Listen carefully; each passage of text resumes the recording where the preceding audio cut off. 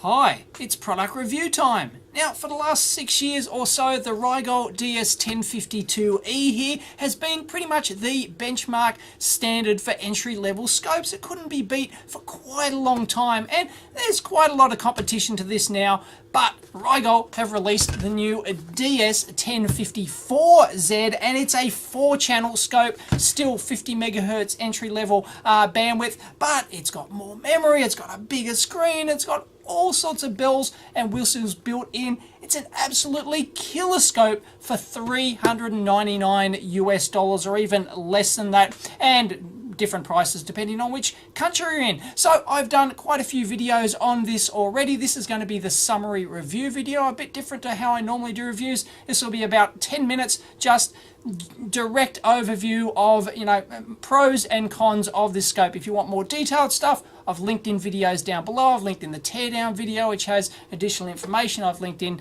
videos to firmware issues and firmware fixes in this thing. I've linked in a reverse engineering version of this thing to see if it's actually got the 100 megahertz bandwidth built in, and yes, it does. This is a summary review video. Let's go. First of all, it's a very small and compact scope, much smaller than what you would think. There it is compared to the size of my hand, but it is quite hefty and really feels like it's a real quality designed and manufactured unit. Feels really good. All the buttons are pushable, which is excellent, so you get the additional functionality in there. Unfortunately, one downside is that the rotary encoders sometimes skip the occasional menu item or overshoot or something like that, so just a little bit touchy on the encoders. Huge selling point is that it's 4 channels. Awesome, but unfortunately it doesn't come with auto probe interface around here, so it can't automatically detect the ×10 probe when you plug it in. You've got to select that manually here, but no big deal. And because it's 4 channels like this, and it's a very narrow and really compact scope, unfortunately you have to share the vertical controls here between all 4 channels, but that's the price you pay for such a small scope. And this really is a great scope for the beginner. Big green help button on the front, you hit that and then you can just choose any of the button which you need help with. Rise time, for example, it explains with waveforms exactly what the measurement function is for. Terrific stuff. Although the screen is relatively large and high res for this particular size unit, unfortunately these menus on the left and right side here are fixed. You can't turn them off like you can on the 2000 series to expand the waveform to the full screen. Unfortunately, that's just a disadvantage of this particular model, and also the fonts on these can be very, very small, so if you've got bad eyesight, that could be a real issue. And the screen is reasonably well laid out. You've always got whether or not you're triggered or you're waiting for a trigger up here. You've got your horizontal time base always displayed. You've got your vertical controls always down here, which you can select. It shows which one is highlighted and grays out the others. It always shows you the sample rate and the memory depth, so you always know where you stand with the scope. Very nice. The pretty much standard waveform zoom display there. It always shows you delayed offset of your waveform. Just a crazy thing like 000 picoseconds. That's just nuts. Little firmware issue, and it always shows your trigger level up here, and your waveform window here does actually shift up if you turn on these measurement capability down the bottom here, and you can change the font size of these as well, so it's not overlaying your waveform data. That's quite smart. And even though it does have a nice big high resolution 800 by 480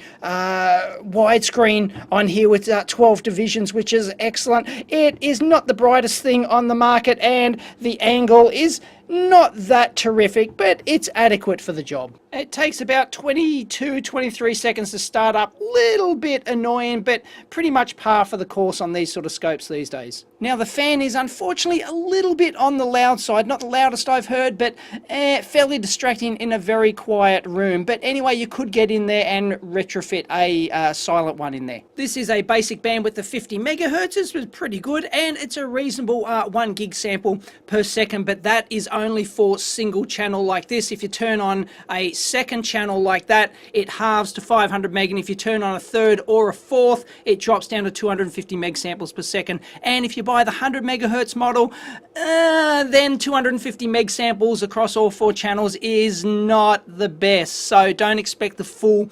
100 megahertz bandwidth when you got all 4 channels turned on. And the great thing is you get a lot of memory with this thing, 12 meg standard, or if you got the upgraded model, 24 meg memory. That's a huge deep memory, but once again, if you turn on the multiple channels, you do actually lose some of that, unfortunately. It really has very nice serial decoding and trigger capability. You can do SPI, I2C, and RS-232 in parallel, but unfortunately this is an optional extra. And it really does have an amazing range of measurement and statistics capability. It's absolutely phenomenal for a low-end scope like this. Fantastic. And it's got your basic FFT functionality as you'd expect on a modern scope. And when you turn on the measurements and the statistics and the FFT math and everything else, it is still a reasonably responsive scope. Doesn't slow down a huge amount. It's still usable. And it's got all the mathematical operators you could possibly want. Terrific stuff in a low-end scope. And it does have a USB host on the front. You can just plug a key in, and then you can just store either the waveforms, the actual data, all the data itself you can analyze later, or you can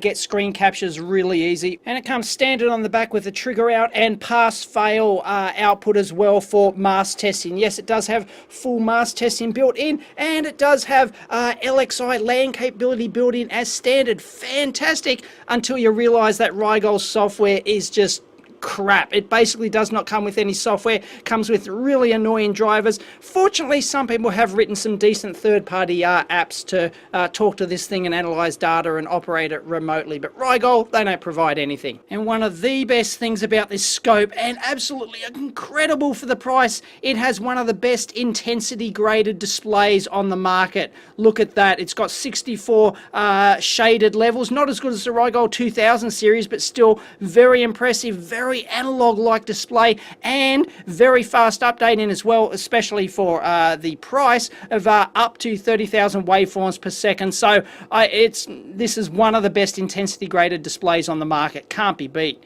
Fantastic, very analog-like if you're coming from an analog scope. And it does go down to 1 millivolt per division. In fact, if you get the hack for the thing, it does go down to 500 microvolts, but the hardware doesn't really support it properly, so don't bother. But it's got normal, peak, average, and high resolution mode as well, which works really nice. It's a reasonably low noise scope. And it's got a built-in hardware frequency counter as well. Fantastic. Unfortunately, it doesn't have any software or hardware filtering in it on your input signal, so no low pass or high pass filters, unfortunately. And the dual screen delayed time base works exactly as you'd expect, and with the very deep memory on this thing, it's a very powerful tool. And if you go into triggering here, there is a ridiculous amount of triggering options, even runt pulses and everything else, and you can trigger off the serial ones as well, but these are optional extra, they're not standard. And these are all the various options that you can get, all the triggering ones, the decoders, the memory depth up to 24 meg, the recorder, which is the segmented memory feature, and the bandwidth up to 100 megahertz. So you can buy these, and yes, the scope is hackable because the 100 megahertz bandwidth is actually physically built into the hardware and the software options as well. So if you're into that sort of thing, it is possible at the moment. Unfortunately, some of the menu options in here can be a bit convoluted. You have to go to a secondary menu like this, and it shows you these little dots here show you which menu you're on, and it can just be a little bit intimidating and convoluted for the beginner until you get used to the thing. You got to realize that all of your measurement capability over here, all your buttons and all these menus are all dedicated, so you can go horizontal and vertical, and all these measurement functions down here. It's ridiculously powerful, the amount of measurement capability, but it is very nice to actually have all these dedicated buttons here. You know this side of the scope is just for measurements, but as I said, it does take up some permanent screen area. And things like the segmented memory, they're buried away in the utility menu here, and it's called record. So it's not as good as the 2000 series Rigol with its dedicated segmented memory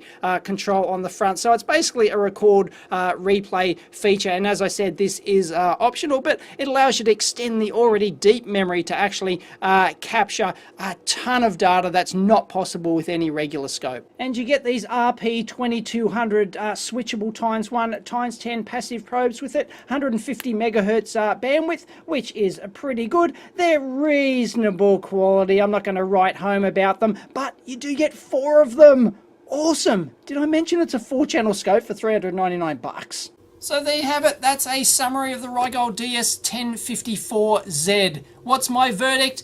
Huge thumbs up. Seriously, if you're in the market for an entry-level scope under, say, anywhere under $500 or something like that, possibly anywhere under $1,000, just go and buy this. Don't bother buying anything else. It simply cannot be touched. Unless, of course, you've got a very specific requirement like the font's too small or something like that. But it's a well-made scope. Does still have a few little design issues, maybe a few quirks and things like that. But the price per performance, the bang per buck, you get with this thing for $399, the 4 channels, the all the great measurement capability. Yes, it is hackable if you want to do that sort of thing at the moment, and just the amount of analysis capability built in. It's just, the intensity graded analog-like display is one of the best on the market, and you get all this, and it's pretty fast updating as well, and you get all this for under $400.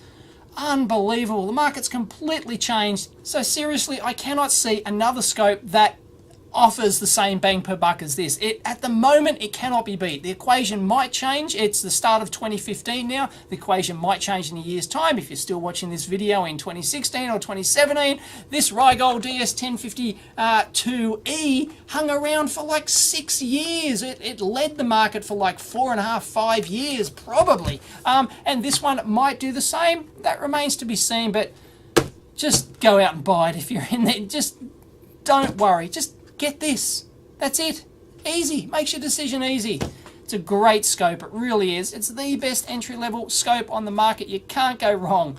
Unbelievable. Anyway, lots of other videos I've linked in for this scope as well. And so be sure to watch those. They'll all be linked in after this. They'll have fancy little pretty rolly things on it. And if you liked the review, please give it a big thumbs up and yeah, comment, rate, all that sort of stuff. And EV blog forums linked down below if you want that. Hope you enjoyed it. Catch you next time.